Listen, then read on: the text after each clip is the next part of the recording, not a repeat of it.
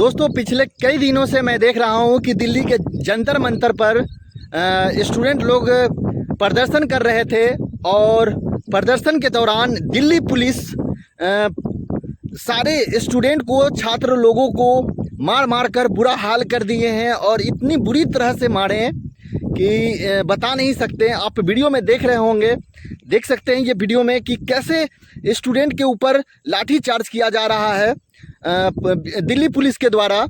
और मतलब लड़कियों को भी बख्शा नहीं जा रहा है। जो भी गर्ल्स स्टूडेंट हैं उन लोगों के साथ भी बहुत ही बुरा व्यवहार किया जा रहा है। वो बुरी तरह से घसीट घसीट कर पीटा जा रहा है, मारा जा रहा है, लाठी चलाया जा रहा है। क्या है भाई भारत का संविधान? सब कुछ, सारा कुछ, लॉ एंड ऑर्डर सारा कुछ खत्म हो गया। मैं तो यही कहूँगा कि हमारा देश 1947 में आज़ाद नहीं हुआ था, अभी तक गुलाम हैं। अभी तक केवल अंग्रेजों के जंजीरों से हम लोग छूट गए हैं। लेकिन अब जो जंजीर अपनों की बंधी हुई है उसे हम कैसे छुड़ाएं? अगर हम उनसे मुकाबला भी करते हैं तो भाई किससे मुकाबला करें, क्योंकि वो अपने हैं।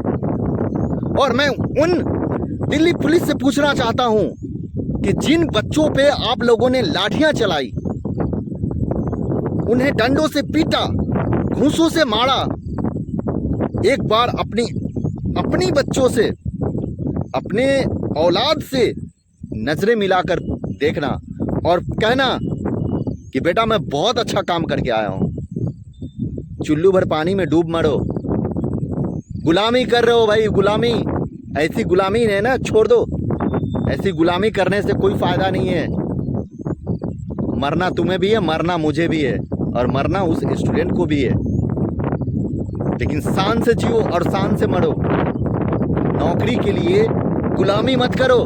नौकरी गई तेल लेने, बाहर में गई नौकरी। अगर तुम लोग साथ रह के लड़ाई करोगे ना तो इन स्टूडेंटों को इंसाफ जरूर मिलेगा। ये स्टूडेंट ये नहीं कह रहे हैं कि हमें पैसा चाहिए, रुपया चाहिए। अपने हक के लिए लड़ रहे हैं और उनका अधिकार है अपने हक के लिए लड़ना। वो अपने हक के लिए लड़ रहे हैं। एक दिन तुम लोग भी स्टूडेंट थे। दिल्ली पुलिस, मैं तुम्हें कह रहा हूं, एक दिन जो है ना तुम भी स्टूडेंट थे, ये मत भूलो। और आज इन बच्चों पे, इन निर्दोष स्टूडेंट पे लाठियां चार्ज कर रहे हो, टीयर गैस का इस्तेमाल कर रहे हो, ये बिल्कुल गलत है। और मैं ये सरकार से दरख्वास्त करना चाहूँगा कि मोदी जी एक बार अटल बिहारी वाजपेयी को याद कीजिए कि वो आपके ही पार्टी से थे, यानी आप उनके पार्टी से थे। वो विरोधियों से भी रिश्ते अच्छे रखते थे, अच्छे रिश्ते रखते थे, ताकि समय आने पे वो काम आ सके। एक टेबल दो कुर्सी, सारा काम खत्म हो जाता, सारी समस्याएं खत्म हो जाती। मोदी जी, एक टेबल दो कुर्सी बैठ के बातचीत हो जाती, सारा समस्या का समाधान हो जाता। लेकिन आपने ऐसा नहीं किया। अभी भी वक्त है, देर नहीं हुआ है। आप बैठ के बात कर लीजिए और इस समस्या का समाधान कीजिए। आप नहीं करेंगे तो कौन करेगा? कौन करेगा? अभी जो स्टूडेंट लोग हाथ में हथियार उठाने को तैयार है, ये स्टूडेंट लोग कह रहे हैं कि अभी जो मार लिया, लाठी चार्ज कर लिया, अब करके दिखाओ, अब मारोगे तो मारेंगे, ऐसा कह रहे हैं स्टूडेंट लोग। क्या यही है हमारा संविधान? यही है हमारा भारत? यही आज़ाद भारत? नहीं, हमारा भारत आज़ाद नहीं है, आज भी गुलाम है, गुलाम हो चुका है। दिल्ली पुलिस को किसने ऑर्डर दिया? लाठी चार्ज करने की ऑर्डर कौन देता है? लीडर लोग देते हैं ना। मोदी जी आपने दिया ना, तभी तो वो लाठी चार्ज कर रहे हैं। अपनी मर्जी से वो उंगली तक नहीं उठा सकते किसी पे, आपकी वजह से उठा रहे हैं। मोदी जी, मैं आपका भक्त हूँ, मैं आपका दुश्मन नहीं हूँ। मैंने आपको वोट किया है और मैं भी फौजी फैमिली से हूँ। आप ऐसा नहीं कर सकते, लोगों के साथ अन्याय नहीं कर सकते। उधर जंतर मंतर में हो रहा है, इधर पटना में भी शुरू हो गया। क्या हो रहा है भाई? नहीं यहाँ की सरकार सुन रही है, बिहार सरकार सुन रही है, न दिल्ली सरकार सुन रही है, कोई सुनने के लिए तैयार नहीं है। भाई ऐसे ही लोग मरते रहेंगे, मारते रहेंगे, क्या ये समस्या का समाधान होगा? नहीं होगा। अब सारे लोग जितने भी किसान लोग हैं वो भी दौड़ पड़े हैं जंतर मंतर पे। क्या होने वाला है? ये बहुत ही भयावह स्थिति आने वाली है हमारे भारत के अंदर। भाई हम सब समझते थे कि पाकिस्तान हमारा दुश्मन है, चाइना हमारा दुश्मन है। अब चाइना और पाकिस्तान की तो ज़रूरत ही नहीं है भारत में। भारत को कब्जा करने के लिए जब ये पाकिस्तान लड़ाई करते थे, पाकिस्तान आतंकवादी भेजते थे और चीन घुसते थे, घुसपैठी करते थे, अब वो सब की ज़रूरत नहीं है हमारे भारत में।